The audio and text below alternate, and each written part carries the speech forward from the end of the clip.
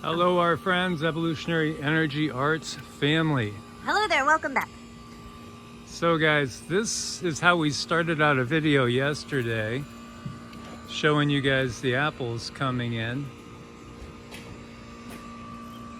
which really actually surprised me quite a bit because, you know, I just put this in the ground a month ago or so.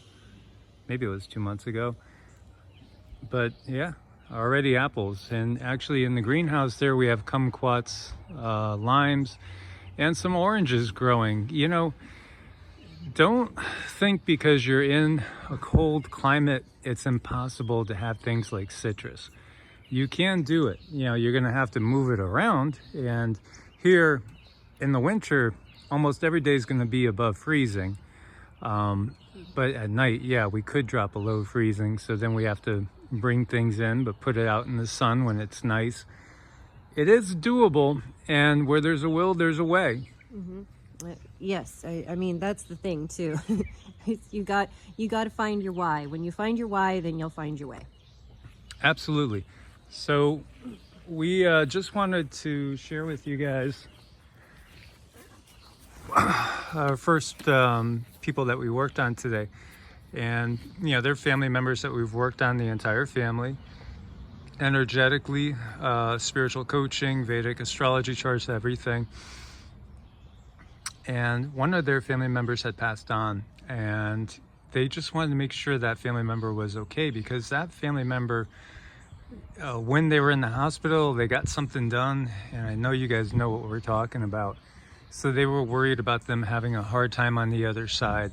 But Cindy was able to connect with him, and you want to just share a little bit about what you got. And it was beautiful because Cindy's still crying because of the energy coming through, and not in a bad way, not in a bad way at all.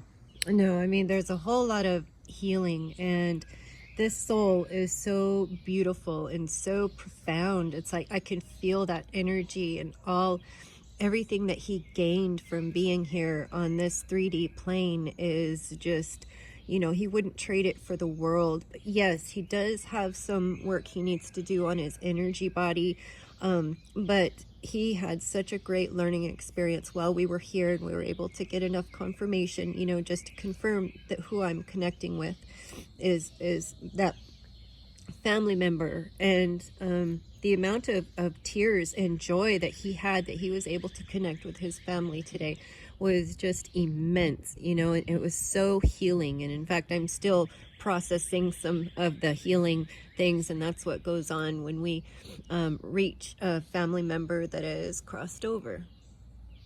Absolutely. So, you know, he did get that done. It didn't impact him terribly much on the other side. He's still in the process. He was saying in our time, it was going to be several more months of him going through. You know, when we take an incarnation, it is traumatic for the soul. And even great, wonderful incarnations that are really maybe even lives of fairy tale, so to speak, they still have a lot to process. And that is our natural state of being. That's one of the things I really, really want to get across to everybody. We shouldn't have a fear of death. Death is coming home. It really is. This is the roller coaster ride. This is the temporary experience. This is not our normal state of being. This is, in many cases, in most cases, it's literally a choice that is chosen to bring about growth. So when we come in to this type of an experience, this type of roller coaster ride, there is risk and reward. And the reward is that we learn and we grow as far as our soul and the soul's journey. The soul is born of Source. Source is still in the soul throughout the entirety of the journey. You know, perhaps there are those dark forces that are trying to change the natural order of things and usurp the natural order of things, but that is how it is. And then ultimately we do kind of return to Source. It's interesting to look at the different traditions, as I've shared with you guys before. Like in Buddhism, it's that annihilation of the self, so to speak, in the sense that you become one again with the all. And the individual is basically melded with the whole, the one again. Now in Jainism, that's not the ultimate goal. And Buddhism and Jainism both come out of Hinduism. And in Hinduism, we have so many different branches, just like we do in Christianity. And in Jainism, the ultimate goal is really to reside in the realm, like where the highest devas are, in the heavenly realms. So there are these realms that are heavenly, so to speak. And whatever your version of heaven looks like, to me, it would be a sandy white beach with crystal clear water that you can see all the way 20 feet deep, right down to the very bottom, like it's glass, So days just basically soaking up the breeze, hearing the birds, feeling the spray of the ocean in a tropical setting, and and listening to that beautiful Caribbean music. So for me, when I'm going to be healing on the other side from the trauma of this life, that's the world I'm going to be creating for myself to be in. And we do create our own healing space. And so when she saw this person, she described the setting, because the setting was exactly how it was when he had passed on. He was in a hospital setting. She saw him in that, but he was only showing that to show where he had been, because he's doing healing now. And I shared with you guys, my mom was a jitterbugger. She was somebody that would dance the night away. That's just who she was. She would walk to the store all our lives. We only had one car. That was just it. My dad had the car, and my mom and me, we walked. And at one point, we'd walk a mile to the grocery store. We'd walk back with 2 bags each in our arms the whole mile back. That's what we grew up with. And my mom was on her 80th birthday party. I surprised her because I was living in a different area, and surprised her showing up for her birthday party, and she was able to still dance and kick over her head at 80. But as she got older, her hips started to bother her, and she couldn't get around anymore. And that was the biggest sorrow for her, because she liked to move it. She liked to move it. So when she passed from the body, Cindy saw her and she was ecstatic, and she was running around and moving and just so happy to be free again, because the body was really at that point in time heavy and wearisome. And it was similar with this individual. Right. And I think it's really important to note that this he was quite limited in this 3D reality, and he was able to do a lot of practice when it comes to throwing his consciousness around. And that's something that he got to bring with him. That was something that helped him free himself of the procedures and things that were done to him in the 3D. He had this thing to fall back on, this spiritual ability to bring himself to different places. So his Merkaba was active at the time he was moving over, and he's still going to be healing for a little while. But I really feel like he's wanting me to say, practice while you're in your body. There's no reason to wait. Practice now. Throw yourself around. See who you can go visit. Absolutely. And that's a consciousness thing. That's why we meditate. Again, unfortunately, in the Western world, it's taken until maybe the last 50, 60 years that yoga and meditation have become kind of a more common thing. This is what should be taught in schools, every school. We got to drop the indoctrination and the BS and teach people more about consciousness and expanding consciousness. In some legends, I'll just put it as legends, because there are cases where monks of certain orders were literally encased in stone in a darkened room, and were given basically water and food through a slit. And what they had to do was basically get to a meditative state where they can get outside of that room and describe what's going on in other areas accurately. And thus you would know that they've actually escaped the confines of being in the body and are actually able to remote view and see what's going on in other places. And this is just, this is part of the exploration of consciousness. We can leave the body, we can remote view, we can see what's happening in other places. We can actually go and be up outside of Earth and look back down on Earth and view it and view everything that's going on. That is like one of my regular meditative practices, and has been for decades, is to connect to a place that I feel drawn to, and just get there and then see what's happening, what's the vibe, what's happening in these different areas. For those that are interested, you might want to check out, I think it was Robert Bruce. It's called Astral Dynamics. That was a fun, interesting book that had a lot of different exercises for, developing the ability to get out of body. There's many different practices that we can develop. But really what we wanted to share was, with the doom and gloom, with the darkness that is all over the world, even in this most beautiful day out here, for me, I love it when it's summer and you could hear the birds and the insects and the sky is mostly blue. It'd be really nice to see a sky without any artificial flavoring involved, wouldn't it? Someday that's coming again, when they are no longer spraying who knows what up there. But the bigger picture is the fact that this is just a temporary experience. And when we're on the other side, well, when people are close to being on the other side, one thing that's so common is their guides are there. And again, you'll get people that'll say, I don't know anything about your new age woo-woo beliefs, spirit guides, hogwash, all that. And really, it's just that they believe the mainstream media's interpretation of spirituality, unfortunately. Because the guides are there whether you believe in them or not. Now, if you don't believe in them, or if you think that they're all demons, obviously they're going to have a hard time communicating with you. Uh-oh, it's the Luftwaffe. Yes. Uh-oh. They're coming in. But, they're still there. So when people get really, really close, one of the things you'll see is they'll see them. And they'll say, Auntie Joan was here, or my sister Alice was here.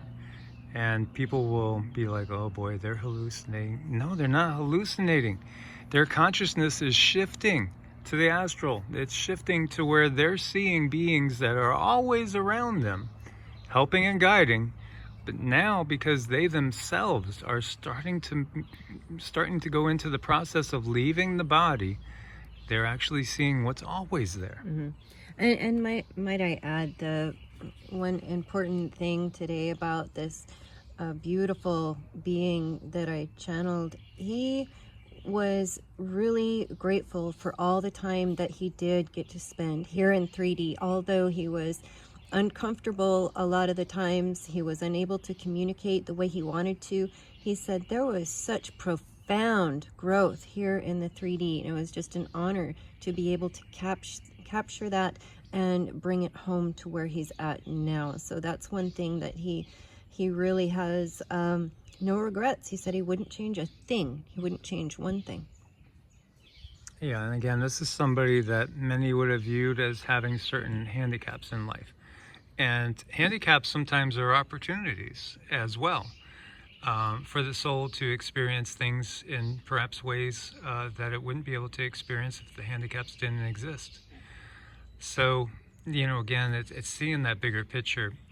And if our beloved sister Leah is listening, Leah's been through many challenging things health-wise, and right now is again going through some very serious health problems, and she's had open brain surgery. She's been through just so much, and she actually has been clinically dead. And what happened to her when she was clinically dead? She was held by Yeshua. And because she is, I guess you could categorize her like many of my friends that are Hindu Christians, so to say, and that they do believe in Yeshua and Yeshua's teachings, but then they also recognize all these other wonderful gurus that are out there and teachers that have helped mankind at all different ages. So, she was embraced with feelings of perfect acceptance and love, and, didn't really have any need to come back, didn't feel like having a need to come back, but her time wasn't yet. So, again, often what happens is that we're told we have still unfinished work to do because our main objective hadn't been achieved yet. And all of us come in with a main objective, and this is where understanding your Vedic astrology chart is so powerful, because when you look at your chart, it'll give you inklings of what the higher self wanted to do. And so we were talking about higher self, and the higher self is really our true self, so to speak, in that we think this is all of us, but this is not all of us. This is only a portion of us. We're much bigger beings than we realize. We don't really understand it. I guess the best analogy is you could get so caught up in a game that you kind of view your avatar in the game as being you, but then the game ends and you realize that was just a game. Damn, that was fun. Or wow, I can't wait to play again. But this time, I want to do things a little differently. Maybe I want to be female instead of male. Maybe I want to start out in a different part of the world, or maybe I want to start out on a different planet, in a different solar system. There's all these different things that the soul experiences. Somebody had brought up the question at one point in time, not too far ago, saying, is our soul engendered? I think, again, I think most people have incarnations as both genders. Because again, it's all about experience and growth. So unless you experience something from the opposite side, how are you really going to know? Although I think we do have tendencies towards one side or the other, but that could change. Again, when you're talking thousands of incarnations, it's not going to always be as one gender. So, I just wanted to share that with you guys. But what the guides have said is they take so seriously. This is why the Galactic Federation doesn't directly intervene, and why your guides won't intervene in your life, because the soul, okay, think of it in this term, think of it back in that gaming term. You go in and you accrue experience points, right? I mean, we can relate everything to games, and sometimes it might get to be too easy to relate life to games, so to speak, but in many ways it's like that. So if you accrue experience points that you could take with you into your next incarnation, and not only that, those experience points can actually help heal family lineages. So not just you, but those experience points that you accrue when you leave that life are suddenly available to your son, to your daughter, to your sister, to your brother, and other people in your soul family, in your lineage. Think of it in those terms. And right now, because we're coming to the close of a Kali Yuga, a certain age, what we're doing right now is so critical for healing not just us, but healing our past, our soul family's past, and healing it forward. And I hope that makes sense to some of you guys. Yeah, healing backwards and healing forwards, as long as you're working on you. But it's very important that the guides, loved ones, do not interfere in your life in a direct way. It's always going to be in an indirect way. But watch your children, listen to the songs that are playing, pay attention to the pets, because they are definitely going to interact with you in that indirect way, which is really, really beautiful. They do not want to step in front of your life path. Why? Because this is your life path. That's the most important thing to remember. This is ours. It's our blessing that we get to take with us and move forward. But if you do direct healing on yourself, that definitely translates to other family members. So keep that in mind too. Healing yourself equals healing of so many others. Absolutely. And, don't ever forget, even if you're sitting there all by yourself right now and you're looking back and you're thinking about the life that was, the people that you miss, the people that have passed on. When I think to my family, the vast majority of my family is on the other side. I have very little family that's still living, and so many more that are on the other side right now, and perhaps even, some being reincarnated into new streams of consciousness as well. The love is always there. They're always there. They're always with us. Again, quantum entanglement. Every time we connect with somebody, we always have this link to them. It'll never go. So the love is still there, and they're sending you love from the other side right now, and support. They know the challenges we're going to go through. They understand this roller coaster ride's about to get even a lot bumpier, and they are cheering you on, because how we go through this time can not only help heal you and set things up for your next experience, but it's also going to help all of them, all your ancestors, and everybody moving forward at the same time. And that's a beautiful thing. So they are sending you their love and support and their encouragement. Indeed. So I hope you guys got something out of this, and I hope it brings you some peace, and we hope you have a wonderful day. God bless, and namaste. God bless. Namaste.